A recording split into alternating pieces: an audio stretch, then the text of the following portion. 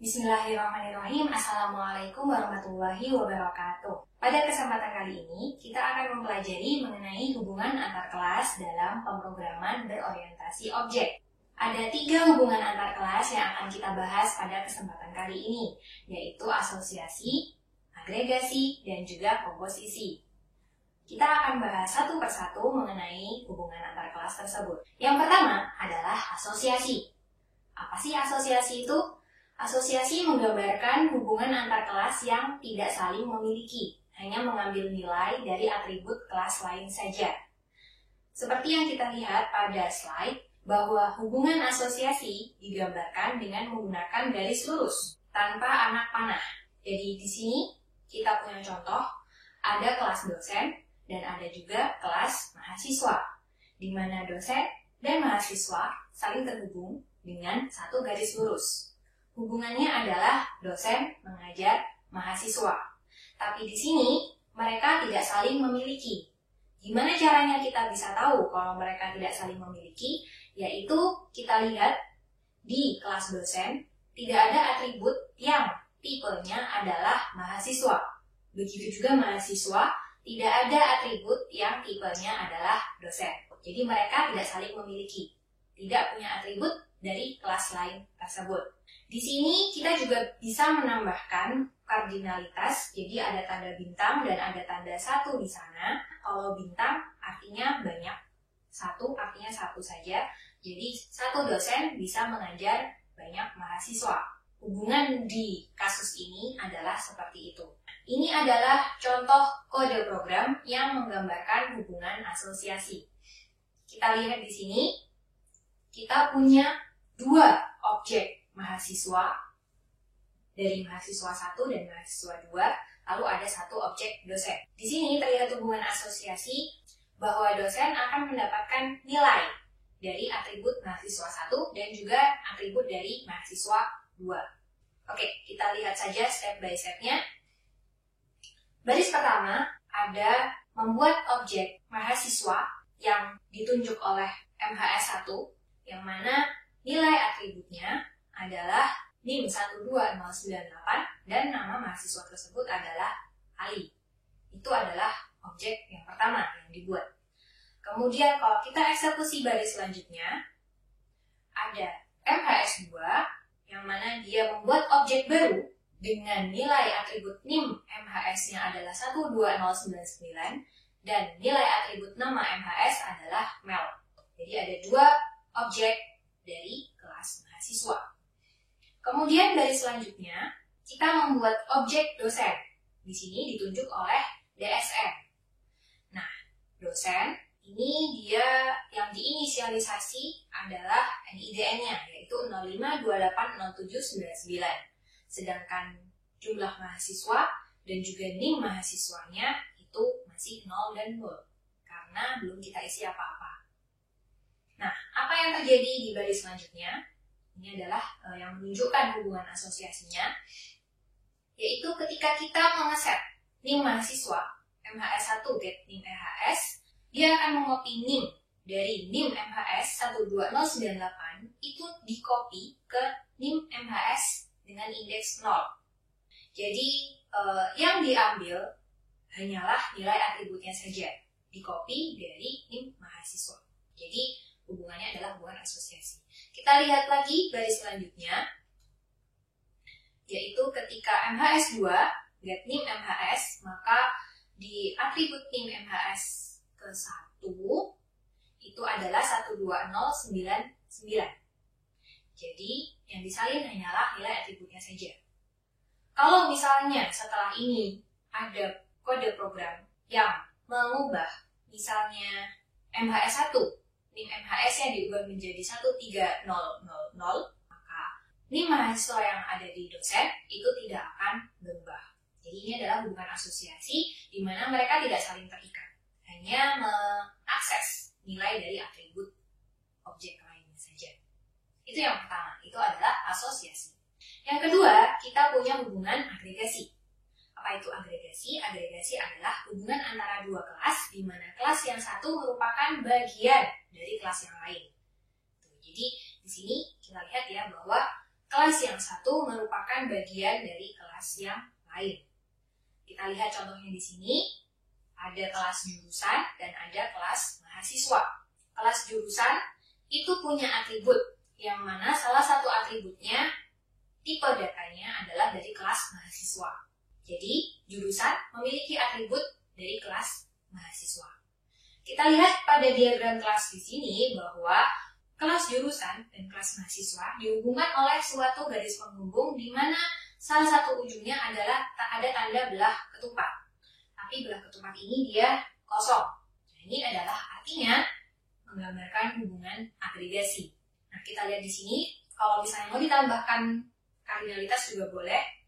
Bintang artinya banyak, dan satu itu berarti hanya satu saja. Artinya di sini satu jurusan bisa memiliki banyak mahasiswa.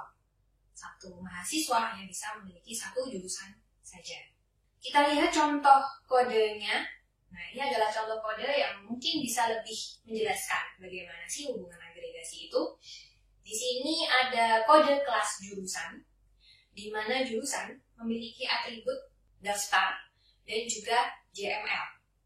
Nah, daftar ini dia tipenya adalah array dengan tipe datanya dari kelas mahasiswa.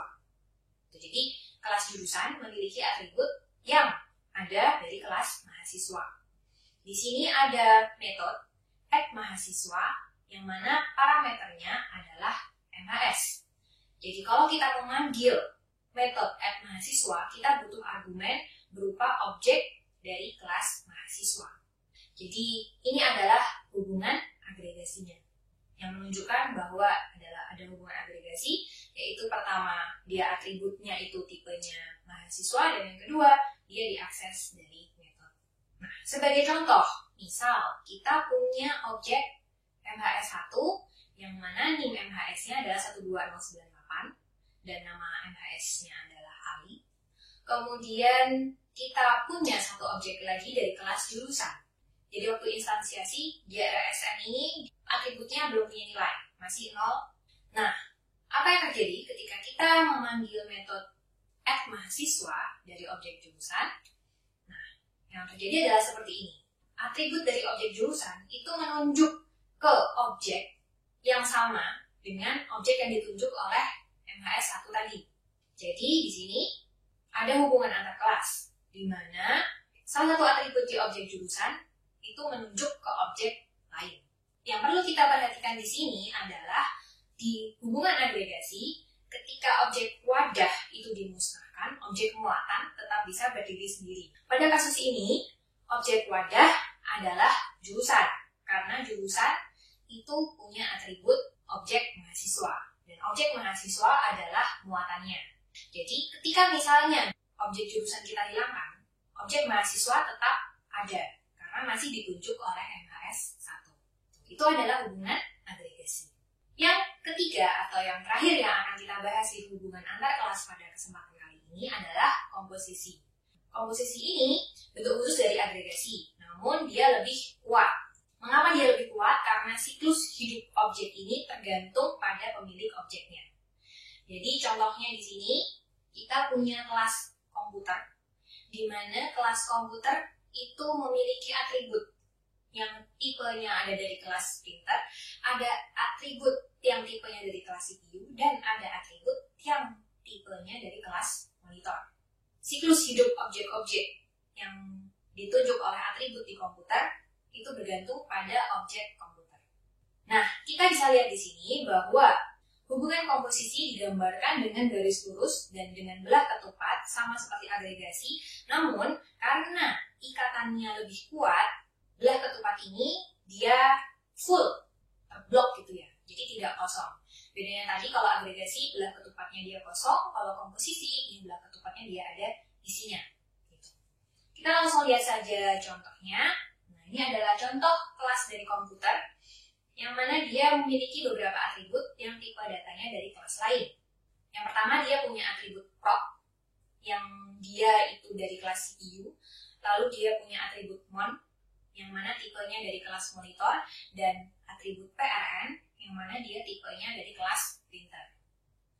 Nah, ketika objek komputer itu dibuat, ketika objek komputer ini diinstansiasi, kita lihat di bagian konstruktornya di sini, dia baru akan membuat objek CPU, baru membuat objek monitor, dan akan membuat objek printer.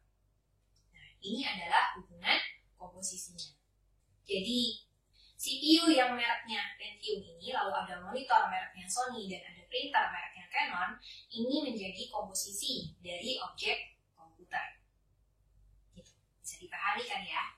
Nah, sekarang kita coba lihat contohnya. Misal, kita membuat objek komputer yang namanya kompi. Kompi di sini menunjuk objek komputer yang mana dia punya atribut proc, mon, dan prn. Nah, ketika objek kompi ini dibuat, dia juga otomatis membuat CPU, membuat monitor, dan membuat printer. Kita lihat dari konstruktor di sini bahwa ada new CPU, maka dia akan membuat objek baru untuk proc. Ada monitor baru dibuat dengan merek Sony, dan ada printer baru dibuat dengan mereknya Canon. Nah, kita lihat di sini bahwa objek muatan baru dapat diciptakan setelah objek wadah dibuat. Gitu. Jadi, kita tadi yang membuat objek komputer, nah ketika proses inisialisasi, yaitu mengeksekusi bagian dari konstruktor, barulah objek-objek proc, mon, dan prn itu dibuat.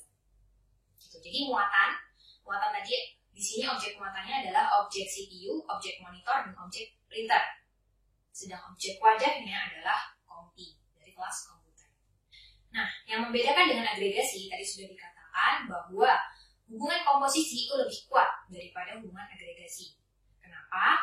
Karena ketika objek wadah itu dimusnahkan, maka objek muatan itu ikut musnah. Contohnya di sini tadi kita sudah bahas bahwa objek wadah adalah kompi. Nah, kalau misalnya kompi ini objek yang kita musnahkan, maka objek prosesor, objek monitor, dan objek printer itu sudah tidak ada yang menunjuk lagi.